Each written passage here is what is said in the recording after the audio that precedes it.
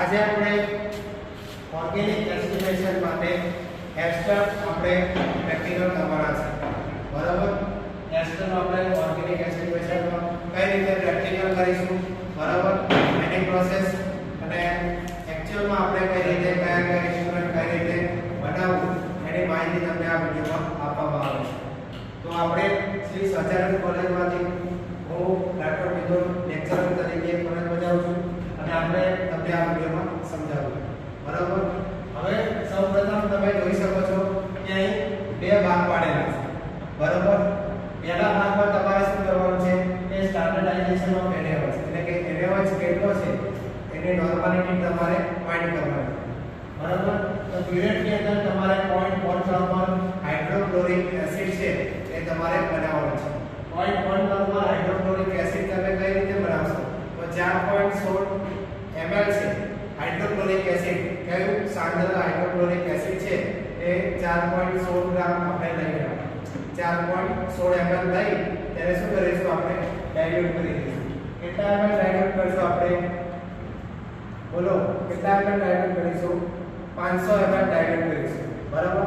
500 ml measuring glass છે, બરાબર, એની અંદર આપણે 0.1 નોર્મલ HCl બનાવવાનું, બરાબર। ત્યારબાદ તમે બીકરમાં 0.1 નોર્મલ એરેવલ્સ, અહીં આપણે યાદ રાખવાનું કે બંને બીકરમાં તમારે લેબલ ખાસ મારવું જેથી તમારે યાદ રહે 0.1 નોર્મલ એરેવલ્સ આપણે બનાવવાનું, બરાબર। 0.1 નોર્મલ એરેવલ્સ આપણે 100 ml માટે બનાવવું હોય તો આપણે 0.4 ગ્રામ એરેવલ્સની જરૂર પડે, બરાબર, તમારે બનાવી દેવાનું।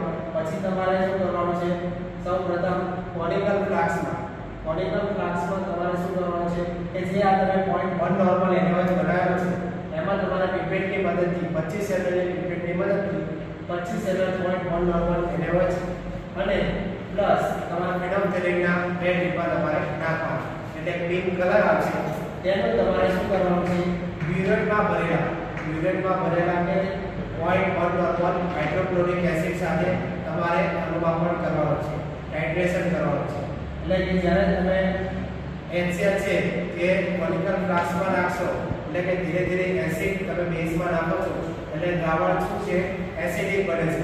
તો હવે દ્રાવણ એસિડિક બનવાથી આ બંને પ્રક્રિયા શું થાય છે કે HCl સાથે બેઝની પ્રક્રિયા થાય તો આપણને શું મળે, ક્ષાર વત્તા પાણી, એટલે કે HCl એસિડ છે કયો સ્ટ્રોંગ એસિડ છે, NaOH કયો છે સ્ટ્રોંગ બેઝ છે, એની પ્રક્રિયા કરે તો NaCl એટલે કે સોલ્ટ બને છે અને પાણી આપણને મળે છે। તો હવે તમે આ નાખી દીધું, બરાબર। હવે તમારે ટાઇટ્રેશન કરશો HCl સાથે, બરાબર, કોનિકલ ફ્લાસ્કમાં નાખેલા NaOH સાથે ટાઇટ્રેશન કરશો તો તમને રીડિંગ જે ફિનોલ્ફથેલિન નાખ્યા બાદ પિંક કલર આવશે, એ પિંક કલરનું HCl સાથે ટાઇટ્રેશન કરશો તો તમને રીડિંગ 24.7 24.3 ml એ તમારું રીડિંગ આવી શકે। 2-3 વાર રીડિંગ લેવું એટલે તમારે એક્યુરેટ રીડિંગ તમને મળી જશે। આ પહેલા ભાગનું આપણે સમજણ. બીજા ભાગ માટે તમારે શું કરવાનું, બીજો ભાગ તમારે સૌપ્રથમ પહેલા બનાવી લેવાનો રહેશે। એમાં હાઇડ્રોલિસિસની પ્રક્રિયા થાય છે, નીચેના ભાગમાં કઈ પ્રક્રિયા થાય છે, એસિડ બેઝ પ્રક્રિયા થાય છે, બરાબર। આ પ્રક્રિયા ખાસ યાદ રાખવી, બરાબર, વાયવામાં પણ તમને પૂછી શકે કે નીચે કઈ પ્રક્રિયા થાય છે। હવે ઉપરના ભાગમાં તમારે શું કરવાનું છે કે સૌપ્રથમ તમારે તો રાઉન્ડ બોટલ ગ્લાસ, આ રીતે રાઉન્ડ બોટલ ગ્લાસ હશે, એની અંદર તમારે શું કરવાનું છે 250 ml રાઉન્ડ બોટલ ગ્લાસ લેવાનો, બરાબર। બીકરની અંદર તમારે એસ્ટર સોલ્યુશન, જે તમે ગુજરાત યુનિવર્સિટીમાં જે પરીક્ષા આપવા જશો પ્રેક્ટિકલી, બરાબર, તે એસ્ટરનું સોલ્યુશન તમારે બનાવેલું હશે, બરાબર।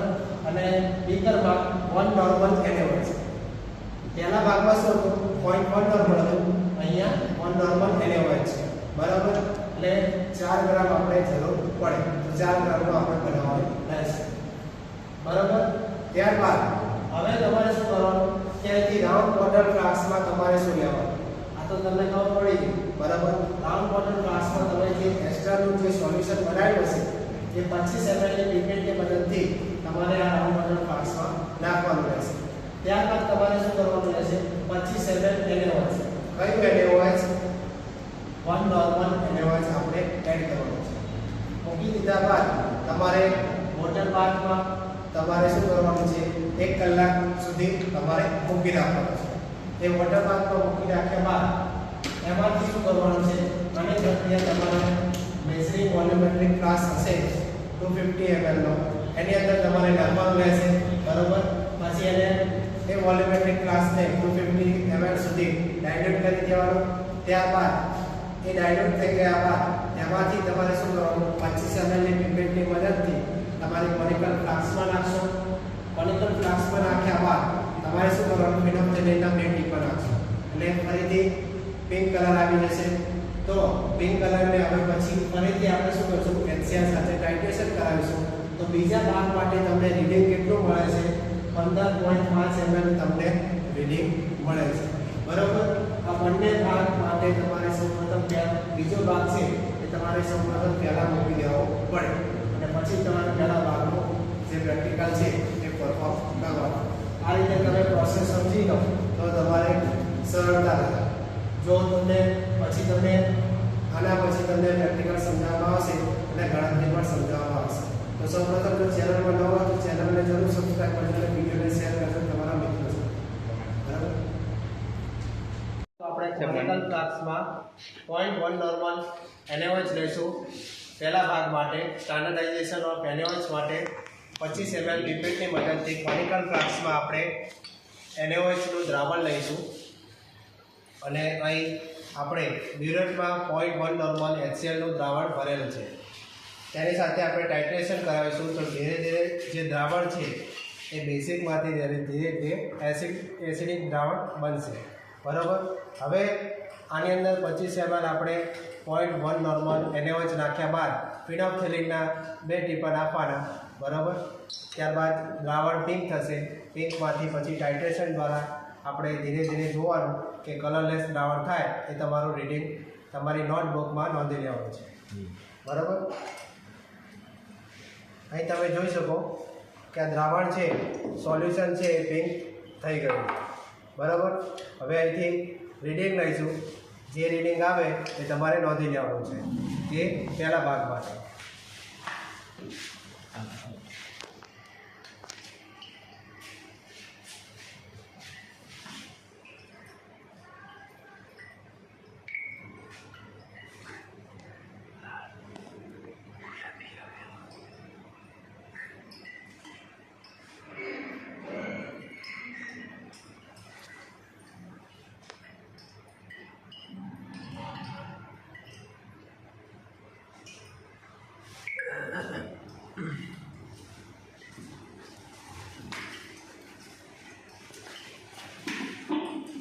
શરૂઆતમાં જ્યારે તમે રીડિંગ લો છો તો ધીરે ધીરે ડ્રોપ વાઇઝ તમારે કોનિકલ ફ્લાસ્કમાં HCl એડ કરવાનું છે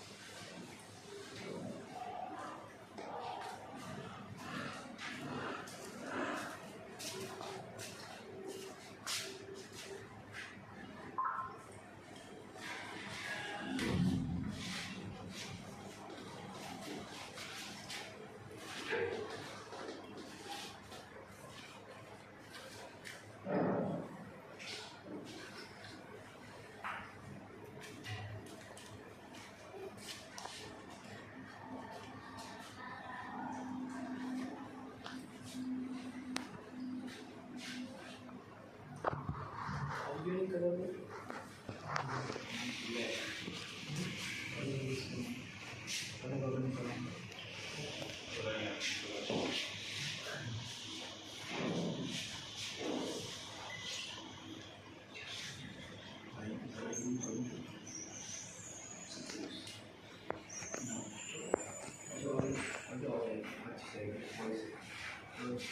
તમે જોઈ શકો છો 24.5 એ આપણું રીડિંગ આવ્યું છે. આવી રીતે તમારે 3 થી 4 રીડિંગ લેવાના પાર્ટ 1 માટે, બરાબર. આ પ્રેક્ટિકલી આપણે કેલ્ક્યુલેશન જોઈશું. તો અહીં તમે જોઈ શકો છો એસ્ટર આપેલો છે એની NaOH સાથે પ્રક્રિયા કરે છે તો સોડિયમ સોલ્ટ મળે છે અને અહીં C2H5OH આપણને પ્રાપ્ત થાય છે. તો એની કેલ્ક્યુલેશન 2 ભાગમાં થાય છે. આપણે 2 ભાગમાં જે છે બરાબર એની ગણતરી કરવાની છે. પહેલા ભાગમાં તમને ખબર જ છે કે NaOHની નોર્માલિટી સૌ પ્રથમ ફાઇન્ડ કરવી પડે. પહેલા ભાગ માટે સ્ટાન્ડર્ડાઇઝેશન ઓફ NaOH એટલે કે to find out normality of NaOH, normality find કરવાની છે.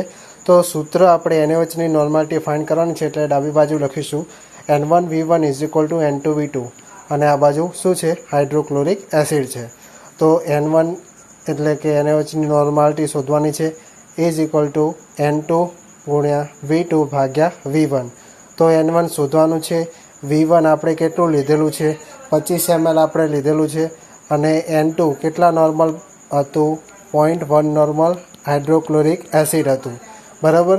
અને V2 આપણને કેટલું મળેલું છે, બરાબર. ટાઇટ્રેશન દ્વારા આપણે જ્યારે નીચે કોનિકલ ફ્લાસ્કમાં શું લીધેલું NaOH અને ઉપર હાઇડ્રોક્લોરિક એસિડ વડે ટાઇટ્રેશન કરાવી છે તો આપણને પિંકમાંથી કલરલેસ આવે છે. તો એમાં આપણે કેટલું રીડિંગ આવ્યું હતું 24.7, બરાબર. તમારે 24.3 પણ આવી શકે, બરાબર. એની આસપાસ તમારે આવવું જોઈએ, બરાબર. તો આ 24.7 છે. તો હવે ગણતરી કરીએ, કિંમતો મૂકીએ, બરાબર. તો તમારો જવાબ આવે છે 0.0988 નોર્મલ NaOH, બરાબર. તો આશરે 0.1 નોર્મલ પણ કહી શકીએ, બરાબર. એટલે કે જે નોર્માલિટી છે NaOHની એટલે 0.1 નોર્મલ NaOHનું સોલ્યુશન તમે બનાવેલું હશે, બરાબર. તો એવું કહી શકાય કે NaOHની નોર્માલિટી 0.1 નોર્મલ થઈ શકે. ત્યાર પછી બીજા ભાગ માટે કે તમે એસ્ટર છે, એસ્ટર તમને મિથાઇલ એસિટેટ આપ્યો હોય, ઇથાઇલ એસિટેટ આપ્યો હોય, બરાબર. એ તમારે જે પણ સાહેબ પ્રેક્ટિકલ કરાવતા હોય એ તમારે પૂછી લેવાનું, બરાબર. ખાલી તમને એસ્ટર સોલ્યુશન તમને બોટલમાં લખીને આપ્યું હોય, બરાબર, બનાવીને આપ્યું હોય તો તમારે પૂછવાનું કે કયું એસ્ટર આપેલો છે સાહેબ તમે, બરાબર, રીડિંગ લીધા બાદ, બરાબર. ત્યાર પછી આપણે અમાઉન્ટ ઓફ એસ્ટરની જ્યારે ગણતરી કરીએ છીએ તો અહીં તમારે યાદ રાખવાનું છે અહીં કઈ પ્રક્રિયા થાય છે, હાઇડ્રોલિસિસ પ્રક્રિયા થાય છે, બરાબર. તો સૌપ્રથમ આ હાઇડ્રોલિસિસ પ્રક્રિયામાં જે પાર્ટ 2 છે, પાર્ટ 2માં મેં તમને જણાવ્યું છે આગળ કે સૌપ્રથમ તમારે શું કરવાનું હોય છે કે જે 250 mlનો જે રાઉન્ડ બોટલ ફ્લાસ્ક હોય છે એની અંદર તમારે શું છે એસ્ટરનું સોલ્યુશન ભરવાનું હોય છે, બરાબર. એ એસ્ટરનું સોલ્યુશન બનાવવામાં તમે શું ઉપયોગ કરો છો એ તમે આગળમાં તમે જોઈ ગયા છો, બરાબર. તો આફ્ટર હાઇડ્રોલિસિસ વોલ્યુમ ઓફ કેટલા 0.1 normal HCl required for 25 ml diluted solution એટલે કે જે તમે ડાયલ્યુટ કર્યું છે કેટલું 250 ml જેટલું તમે ડાયલ્યુશન કર્યું છે. પછી તમે એનું રીડિંગ લો છો, બરાબર. હાઇડ્રોક્લોરિક એસિડ સાથે ટાઇટ્રેશન કરો છો. નીચે કોનિકલ ફ્લાસ્કમાં તમે આ બનાવેલું જે 250માંથી તમે 25 mlનું સોલ્યુશન લો છો, ફિનોપ્થેલિનના 2 ટીપા નાખો છો, પછી પિંક કલર આવે છે અને પિંકમાંથી કલરલેસ તમે લાવો છો. તો બીજા રીડિંગ માટે તમે અહીં કેટલું આવે છે 15.5 ml એ તમારું કોન્સ્ટન્ટ રીડિંગ આવે છે. 2 થી 3 વાર તમારે રીડિંગ લેવા જેથી તમને કોન્સ્ટન્ટ રીડિંગની ખબર પડે, બરાબર. આ બીની ગણતરી છે. તો હવે volume of NaOH require for hydrolysis કેટલો રિક્વાયર છે તો A - B કરીએ એટલે 24.7 - 15.5 કરીએ તો 9.2 ml એ NaOH રિક્વાયર રહેશે આ હાઇડ્રોલિસિસની પ્રક્રિયા માટે. તો for 250 ml solution volume of NaOH એટલે 250 ml સોલ્યુશન વોલ્યુમ ઓફ NaOHની ગણતરી કરીએ તો સી કેટલો આપેલો છે એ ગોત્યો આપણે કે 9.2 ml જોઈએ, તો 9.2 ગુણ્યા 10 કરીએ તો 92 ml હશે ટોટલ 250ની અંદર, એવું આપણે કહી શકીએ. પછી એની ગણતરી છે આગળ કે 1000 ml 1 નોર્મલ NaOH હોય તો 88 ગ્રામ ઓફ ઇથાઇલ એસિટેટ આપણને મળે છે. તો 1000 ml 0.1 નોર્મલ NaOH હોય તો 8.8 ગ્રામની જરૂર પડે ઇથાઇલ એસિટેટની. એવી જ રીતે 1 ml 0.1 નોર્મલ NaOH હોય તો 0.0088 ગ્રામ ઇથાઇલ એસિટેટ જરૂર પડે છે. તો અહીં ગણતરી આપેલી છે, અહીંયા જે આપેલું છે 92 ગુણ્યા 0.988 NaOH, જે આપણે ઉપર ગોતેલો છે પાર્ટ 1માં એની એ NaOHની નોર્માલિટી, અને તમારે શું કરવાનું છે ગુણ્યા તમારે 0.0088 સાથે ગુણી દો, એટલે કે આ જે તમને છેલ્લે મળે છે બરાબર એ એટલો ગ્રામ 0.0799 ગ્રામ ઓફ ઇથાઇલ એસિટેટ ગિવન સોલ્યુશનમાં હશે. એટલે કે જે સોલ્યુશન આપણે બનાવ્યું બરાબર એ એસ્ટરનું સોલ્યુશનમાં આટલો ગ્રામ ઇથાઇલ એસિટેટ હશે બરાબર. આવી રીતે તમારે ગણતરી કરવાની છે. તમે સ્ક્રીનશોટ પણ લઈ શકો છો. અને જો તમને વિડીયો ગમ્યો હોય તો વિડીયોને જરૂર લાઈક કરજો બરાબર, અને વિડીયોને શેર કરજો તમારા મિત્રો સાથે. ફરી મળીશું આવા જ નવા વિડીયો સાથે. જય હિન્દ, જય ભારત.